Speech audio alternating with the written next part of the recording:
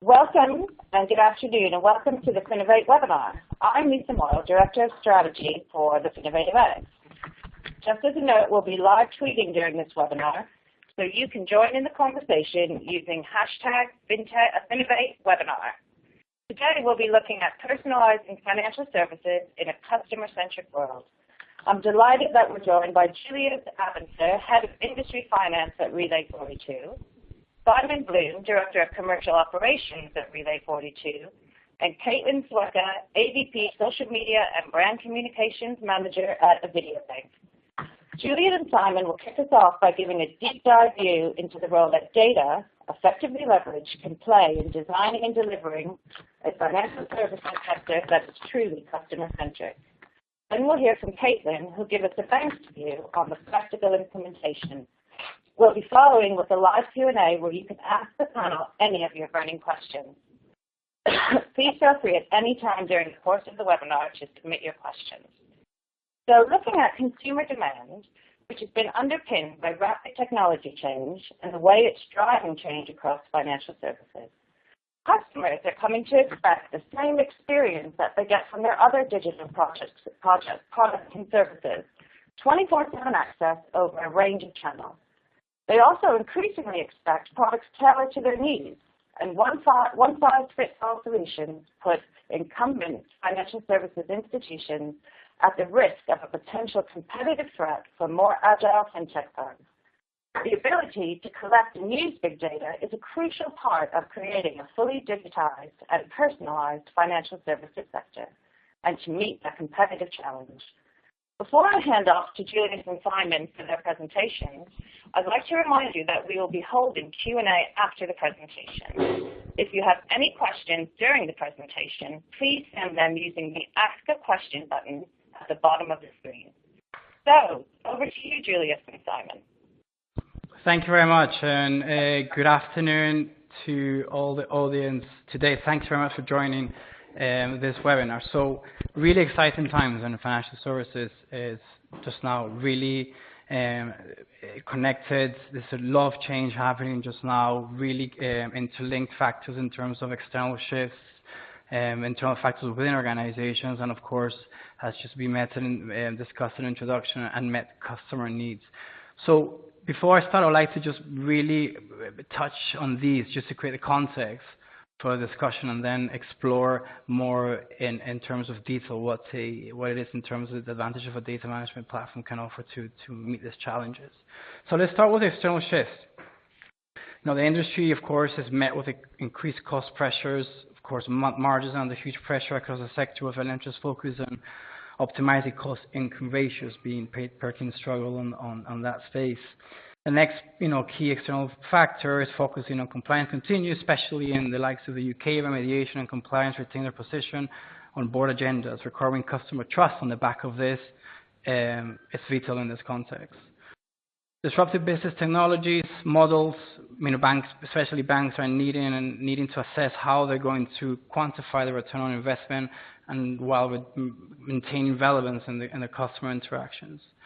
Of course, churn, harnessing the huge potential of customer data to minimize churn, especially in a context where lifestyles are changing, ever increasing access to digital channels, and of course the need for customization. Last but not least, of course, innovation, interactions, and technologies. We're seeing a lot of increase of collaborations, not just within the industry in terms of fintechs and financial services, but across sectors, the likes of consumer goods and of course telecoms, to see how the lessons learned from that sector can come in. This of course is met with changing in a world where changing customer needs have a big impact. Customers have a bigger expectation about what organizations should be able to do and to deliver, have access to more information in real time, and have the ability to develop needs in terms of convenience, flexibility, and personalization that they've learned from the likes of Amazon, Google, and so on and so forth. And of course, this makes them much more empowered. So you can argue now that given the context that we are, the shift of power from organizational centric into customer centricity, which lays a foundation and the need to address these in the market. So as a result of that, there is much more price and product comparison across the digital age, and these expectations are being transferred not just from the B2C market, but into the B2B pace as well. We looked at some of the key things that this translates in terms of what that means to institutions and organizations in the financial services space. So some of our research shows that this translates, of course, in expectation of rewards in terms of the loyalty, in addition to access to offers and deals, alerts for active linking payment of utilities, for example, also the ability to access applications, to manage accounts, and of course, last but not least, having the ability to link recommendations on products and services. So that's a bit of what the customer world or the customer universe, as we might translate in terms of value proposition. What this means for organizations, and I'll move into the next slide. Lost connection there, but I'll just voice over it. We're looking at organizations that are struggling in a number of ways. Of course, they have to meet not just the challenges of increased cost pressures and compliance, etc., but it's the organizational challenges in terms of attracting talent, the current corporate structures, and resource allocations, etc., and actually the creative structures to meet existing incumbents that have flatter governance to make fast decision making. This is a result.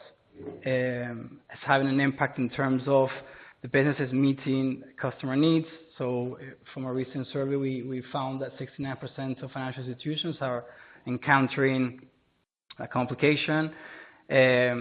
Establishing a culture of innovation, leveraging data and analytics to meet customer needs, integrating new technologies, and using technology to build customer relationships. So bringing these together into the mix, really we're beginning to look into what is a fundamental shift in perception in the market. And by fundamental shift, I mean how consumers, how we're perceiving the function of financial services to be from functional-based expectations, i.e., here's your bank account and a safe way to place money in, towards a outcome-based expectations. And by that, I mean enabling the customer, you and I, to meet our lifestyle outcomes. So by lifetime outcomes, I mean, we have a chain of events that happen from a very young age in our life, like saving for a bicycle, like saving to go to university, like saving to buy your first apartment, like saving to get married, etc., etc. That's what I mean by lifestyle outcomes. The resulting of this mind shift and expectation obviously moves into a customer journey that is intended and perceived by a financial institution at being asymmetric to that is intended or actually perceived by the customer. And that happens throughout the acquisition to growth to retention cycle of the customer journey. So how do we fill the gap? There is of course a result, a gap in this perception. How do we fill it up? Well, we have put forward three main ingredients for this discussion. So the first one being, of course, power personalization. The second being the ability to leverage on the right smart technology to deliver these interactions in real time to the right place, the right time, and making sure they're relevant. So the customer is literally not just exercising its right to churn and move away. And the last one, which is really from a practical point of view, is really addressing how we build up technology, how do we implement in organizations, layering up, using agile methodology, building what we call cadence, building that rhythm of roadmap that is related specifically to organizational culture, and how we make sure that the outcome of these interventions are linked to the customer value. So let's explore each one in detail. So let's look at personalization. So by personalization, we are addressing really three main things. So the ability to refine propositions. So by that we mean segmenting outcomes, segmenting customers, based on the outcomes and not by needs. And having the ability to have a level of granularity that enables you to continuously be relevant in the customer universe. The reward being, advocacy and potentially a shortfall in churn rates. This also links into having an understanding of that customer journey from a lifestyle point of view and having the ability to anticipate events. We call it being a seamless ally in the customer universe by, to an extent, nudging propositions before the event actually happens, and then being relevant in that customer life cycle. And of course, the third one being, as a result of these two, having that trust connection with the customer, and that builds a two-way dialogue and empowers the customer to shape not just their customer journey, but the provider of that customer journey to have the ability to flex and adapt to that change in the universe, if you may. So really, the key takeaway from this is really about the ability to empower the customer journey to meet the lifestyle cycles and have the ability to have that two-way dialogue in a relevant way through personalization. But let's move on to the next pillar, which really is around having smart technology to enable this to happen. So by smart technology, we really are looking at three main things. So the first one being, of course, the ability to thread data in a way that we are creating a single customer view. Having a single customer view makes us, of course, understand what is the likelihood of things happening throughout that customer journey, and of course, having the ability to make sure that the messaging that we send through is relevant throughout that journey. So to do that is ideally to have a central engine that touches data from different points within the space of compliance, which is very important, and security, and having the ability to aggregate these into one single customer view and begin to use technology, artificial intelligence, to be able to thread the messaging through to the customer throughout their journey.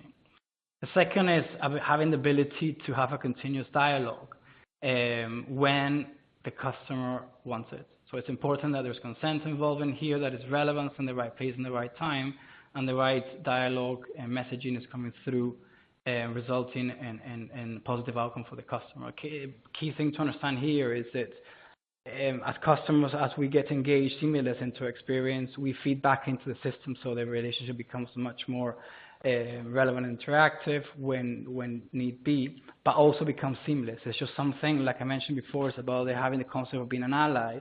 It becomes so intuitive and the outcomes are reliable that it becomes second nature to us. And of course, the importance of orchestration. We behave differently and depends on the channels that we are.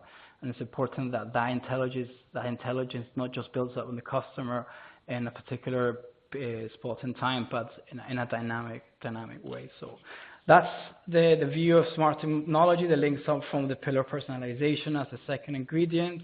Let's explore the third one, which is really around bringing this to life in organizations. So key thing here really is around developing these concepts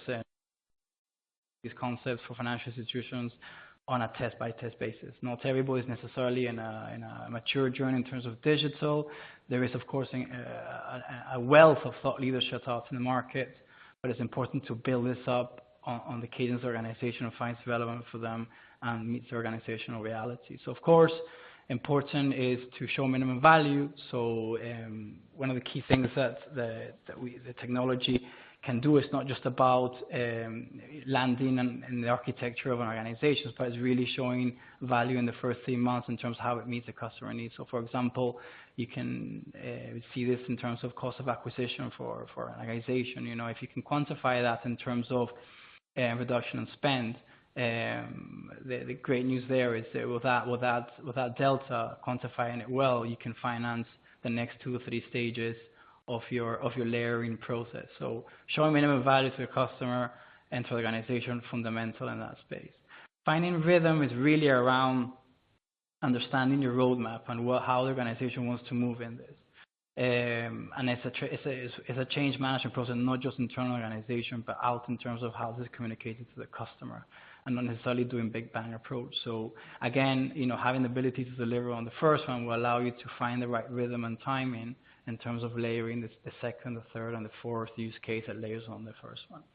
And of course, making sure that there is always linking the outcome to the customer and having the ability to measure these. And this is something that will definitely is important once we look at this from a governance of organizations in terms of how projects get prioritized in steering committees so they can get executed more from a transformational point of view. So we've looked at an outside-in view in terms of external factors. We've touched a bit upon the internal factors of organizations, especially around the challenges around culture, the challenges around talent, the challenges about resource allocation. And we've explored this view built up by how the nature of customers changed, and this mindset shift from moving from the perception of financial institutions being functional based to outcome based. I'm going to pause for a second, and I think it's time to build the argument from an outside in, from conception, and hand it over to Simon just now, so Simon can look at a specific use case of where we've done this in the financial services. Simon? Great, thanks Julius, and good afternoon everybody. So building on some of Julius's key points there, so understanding huge change in the financial services organisation, understanding those external and internal factors and those unmet customer needs. I think what we see at Really 42 is the use of smart technology to design and implement, activate more personalised customer journeys. So I'm going to take you on a conceptual customer journey. This is built up on a number of brief use cases that we've delivered for our financial services customers. So there's some reality in what is a romantic journey through the financial services space. So we meet Kate. Kate is an existing financial services client with her bank. She logs in via her mobile app, how she likes to engage with her bank, and the platform, both at the bank and at Really 42, recognises Kate and starts to capture her in-app interactions, so her browsing of certain products, her engagement in certain pieces of content. Kate's looking for some life insurance, so the following days she looks at a price comparison website. In this case, the financial services organisation has a relationship, a data sharing relationship with the price comparison website. And so Kate goes ahead, enters some details. She enters details around the city, location where she lives, and also about the product information. And so Really 42, via our data management platform, is understanding already from the bank systems that we understand who Kate is, we understand some of Kate's behaviour, and then we're able to start linking that data from second-party data sources, in this case a price comparison website, into the DMP to drive dynamic content, essentially targeting her with a banner ad on a publisher website via their demand-side platform, their DSP.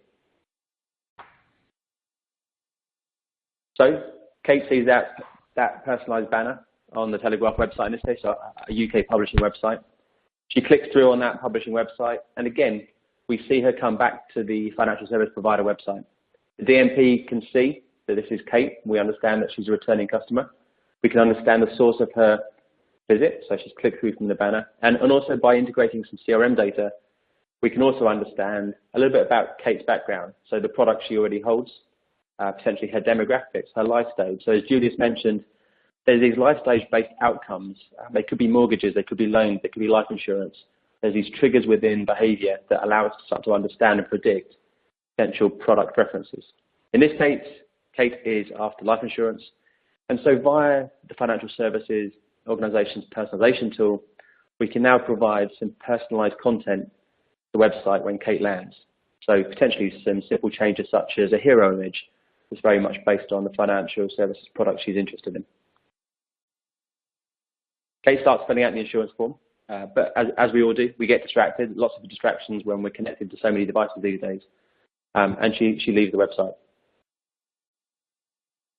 Kate now includes in an abandoned insurance form segment. So we can create within the data management platform a number of different audiences and segments.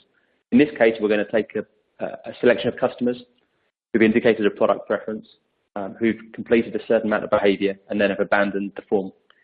In this case, we could trigger an email via their email service platform to send a personalised message to book an appointment potentially with a life insurance advisor.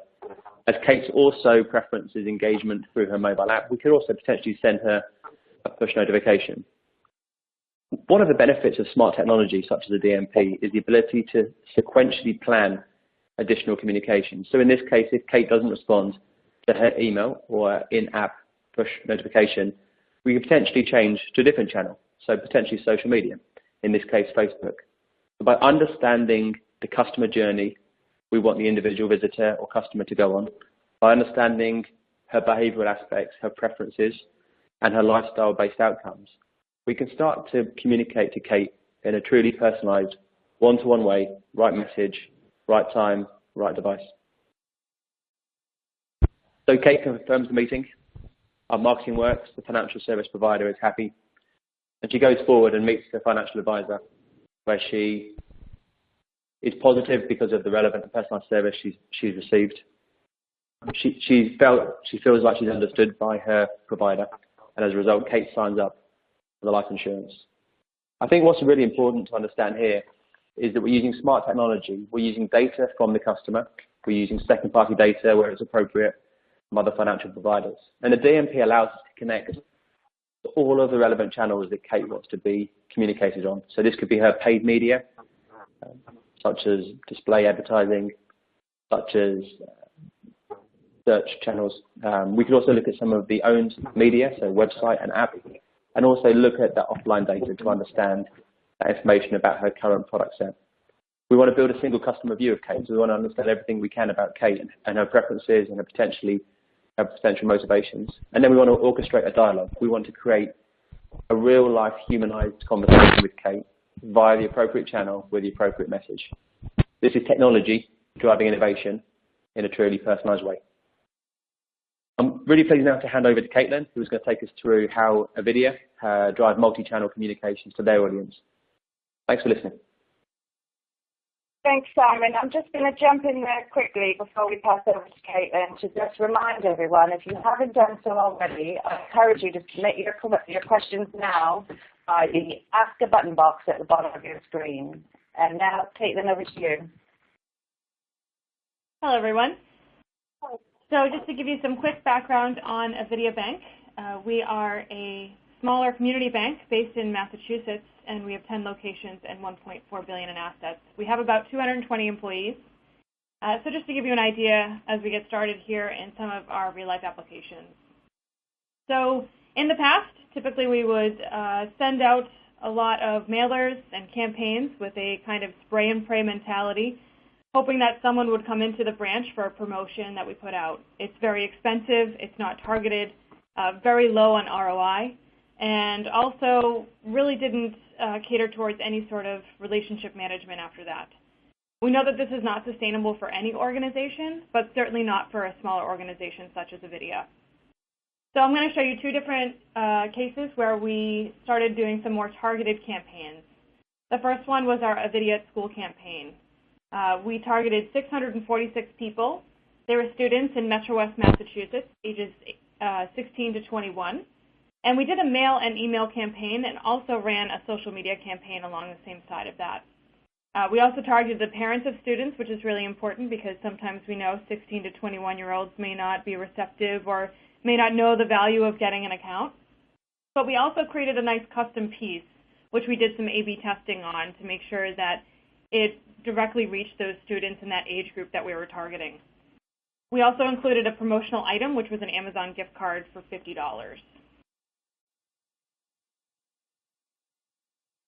So as a result of that targeted campaign, we had a response rate of 7.59%. That was 49 new customers that we brought on board, which was great for us. And in years past, this was probably half or less with a spray and pray campaign. So after that, we continued to nurture this relationship with things like financial literacy initiatives, putting out different articles and blog posts that are specifically for this demographic, surveys and feedback, also mobile banking how-tos, because we know this generation really enjoys using their mobile banking apps.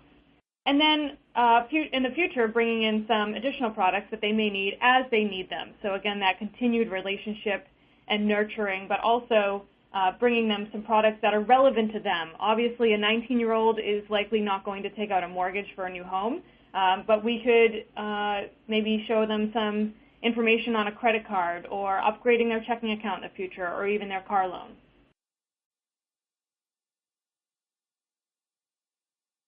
And now the second campaign that I'd like to share with you is our home buyer seminar. So in the past, typically we did the same thing. We would put out something about this home buyer seminar. It was not targeted whatsoever, and we would be lucky if we got one person to attend. So we've started to do some targeted campaigns that includes customers. We've used our current customer base and looking at some people who are looking for their first home, refinancing, selling to buy, or downsizing. And we could do this based upon maybe where they were in their lives, what kind of accounts that they had with us, and even discussions that they were having with some of our staff members. We did a targeted email and mailer campaign, and we also took that same email and email list and uploaded it into social media to create a group where that same people would see the ad that they also got an email about. And then they'd also see it again every time that they logged onto Facebook.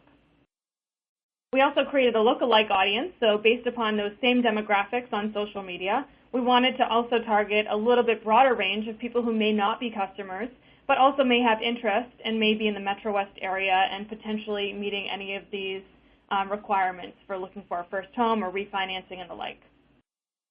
At the same time, we also posted a relevant blog post, and with the result of that, we had 41 in attendance of these two different events that we had. To date, 53% of these attendees have opened an account with Avidia or have started some form of the home buying process with us. We also have continued connection to both sets of people who have been opening accounts and who did not. So even if they did not start with the home buying process with us, we now know their intention, we know what they would like to see, we can continue to nurture that relationship with them. And if they have opened an account with us, then later on we can continue to provide them with information about other things that we have offered at Avidia Bank and also some financial literacy initiatives.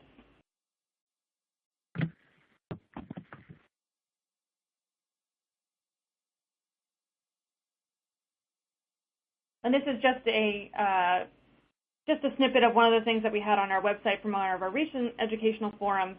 We wanted to make sure that, once again, the branding was on target with our group of people so that we show this kind of picture of people that just purchased a home, getting takeout with the boxes all around them, and then some short information about who was featured during our home buyer seminar. So with that, I'll wrap up and I'll hand it back over to Lisa. Thank you so much, Caitlin. That was really interesting to hear kind of you giving life to some of the tools that Julius and Simon described that they're providing to financial institutions. Just a quick reminder, if you have any questions, please click on the Ask a Question box at the bottom of your screen now. But here, for you, Caitlin, in terms of creating these personalized customer journeys and creating these campaigns, what are some of the barriers and stumbling blocks or internal barriers that you've faced within your own organization? I think some of it is people who maybe don't work in the marketing field sometimes think that bigger is always better. So the bigger the list and the bigger the target, the more likely you're going to get more business out of it. So I think that was a big hurdle for us, for people to kind of break through and realize, yeah, even though the list may be only 400 people versus 5,000 people, you'll have a better ROI on that, and it's less cost, but better ROI.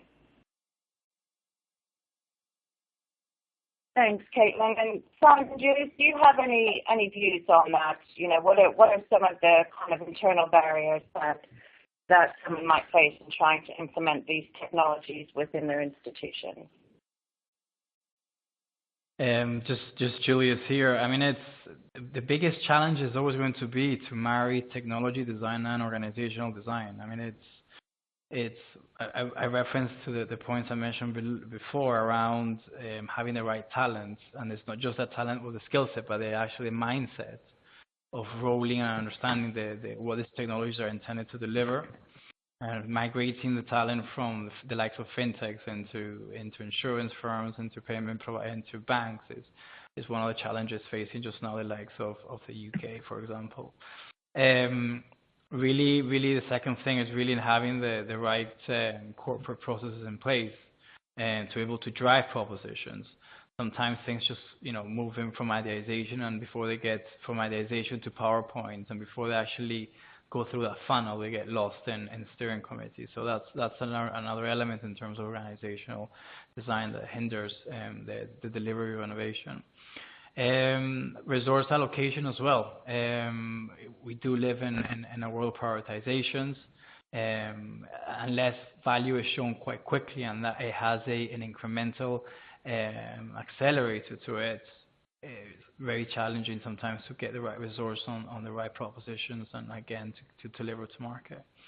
And the last one, of course, around having the right structures compared to the likes of fintechs, where there is decision-making power happening really at lower levels and relative to other institutions.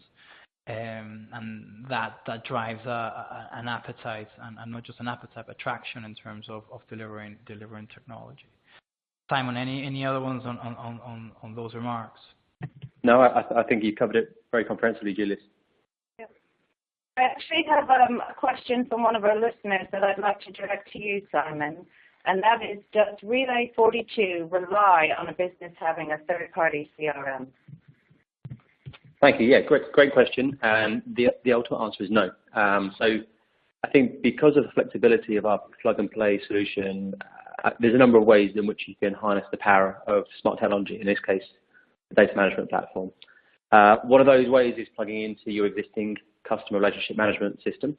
Relay 42 has over 400 out-of-the-box connectors, allowing this to plug into a multitude of marketing ecosystem technology, including those in the CRM space. So if you have an existing CRM, then the likelihood is we have a connector that's allowing you to plug into the DMP straight off the bat. If you don't have a CRM currently, I'm hoping that most of you will have some information about your customers on record, potentially in a data warehouse, in some form of repository. And again, the flexibility, the openness of the data management platform allows us to bring in the relevant information. So typically we're thinking about things like demographics, we're thinking things about life stage or lifestyle information, potentially for financial services about product information, product preference. I guess if we think about credit worthiness and fraud detection, then we start understanding other more specific indicators that can help us influence how we create the personalized customer experience.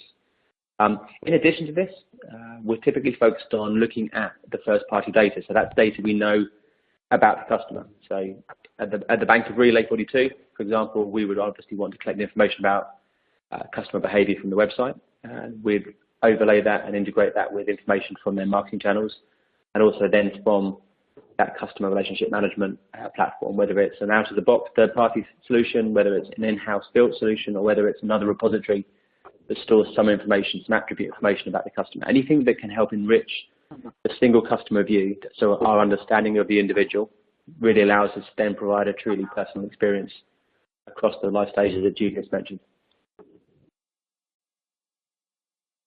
Thanks, Simon. And Caitlin, does that resonate with the way that you're pulling together customer data within Avidia? Yeah, I mean, accumulating all of the customer data is really important for us, and looking at a persona and really breaking it down to who you're catering this information towards. Right. Actually, I've got another question from a listener, and it's an interesting one, and one that crops up quite a bit when you speak about personalization. And that is there a balance between personalization and being invasive? So, I guess in a sense, determining what your customers will be comfortable with. Do you want to pick up on that, Julius? Well, yes, I mean, I think that's a fantastic question. I think I guess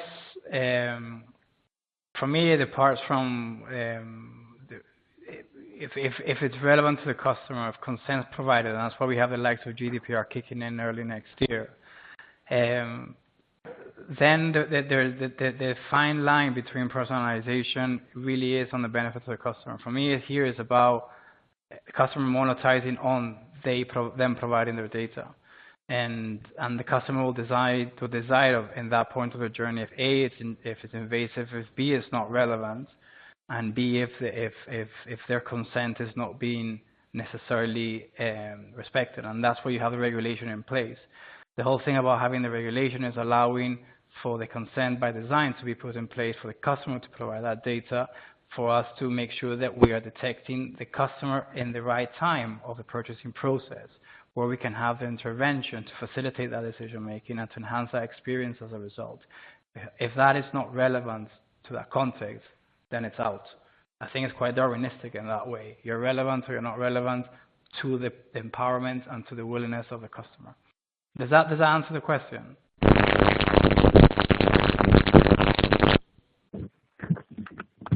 Had a little bit of a crackle there, sorry. Caitlin, do you have any views on that? How do you avoid crossing that line and being viewed as invasive by your customers? Yeah, that's a question that comes up quite a bit, and a lot of times, I mean, customers have to opt in for receiving communications or for this catered information to be sent to them.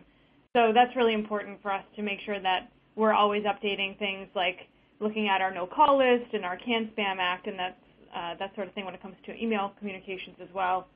But also, I mean, they have the option to opt in and opt out, and a lot of times they actually prefer it when they get information that's something that they've been looking for or that fulfills a need for them. So we find that for the most part, if they're opted in already and they're getting a personalized message, they're very happy and they're very satisfied with that, and they don't seem to feel that it's in all invasive or creepy in any sort of way.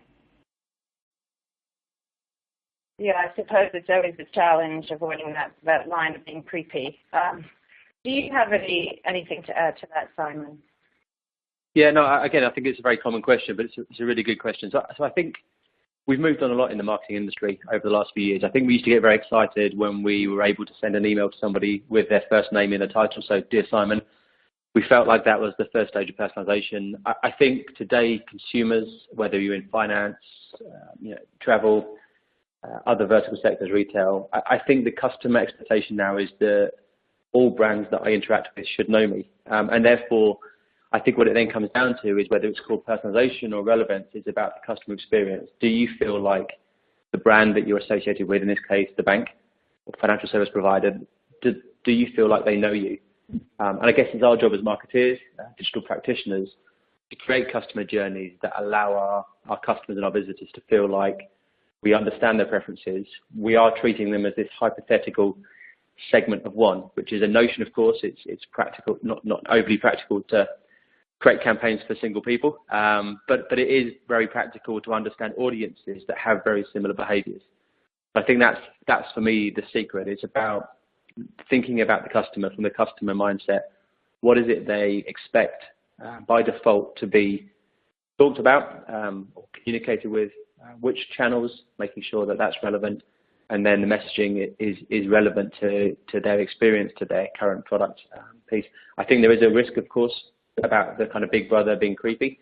And I guess one of the ways we would definitely advocate at Relay 42 is definitely about test and learn, evolve. I think it's sometimes, better to do things in a relatively quick but simple way and start to understand the benefits to your business via measurement. So ROI, reduced ad spend, increased conversion, increased engagement, retention of customers, etc. Lots of KPIs and metrics out there to measure this effect of personalization. But I think it's about understanding, learning, and then evolving, and making sure that's a continuous cycle going forwards. Great, thanks for that, Simon. As we're nearing the end, I'd like to just ask our speakers if they have any final thoughts. So over perhaps in the order that you presented, Julia, Simon, and then Caitlin.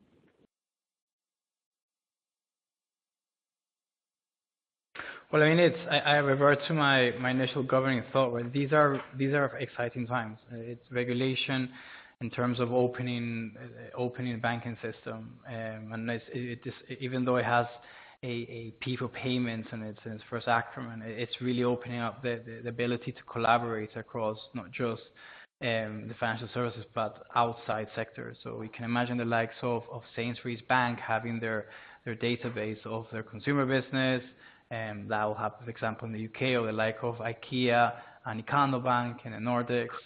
Really excited in terms of what can that bring in terms of optimizing pricing, optimizing spend, and optimizing benefits for the customers.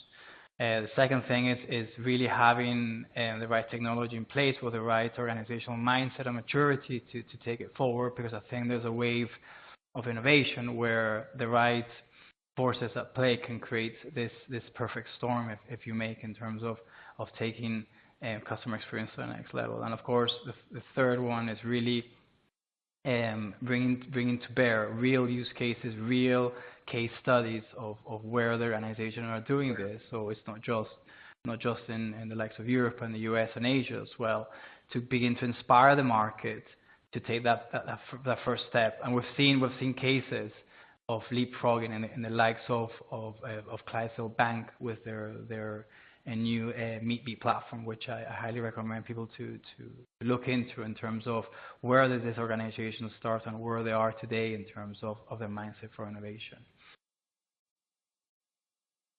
Great, thanks. And sorry to cut this a bit short, but on that note, we really are out of time. I'd like to thank again our speakers for joining us. That was a great presentation. And I hope those of you who are listening will be able to join us at Finovate Fall in New York, where we'll be discussing these kind of issues in more depth. For those of you who are listening today, you'll get an exclusive 10% off your ticket to Finovate Fall using the code FinovateFallWebinar. So after 2 days of Finovate-style demos, please stay on for another day and a half of in-depth conversations with your peers and industry gurus alike. If you have any feedback on today's webinar or recommendations for future webinars, please complete the short survey at the end of this webinar. It should flash up on your screen shortly. And don't forget your 10% off discount for Finovate Fall by quoting the code FinovateFallWebinar. Thanks again to all of our speakers and listeners, and have a good afternoon.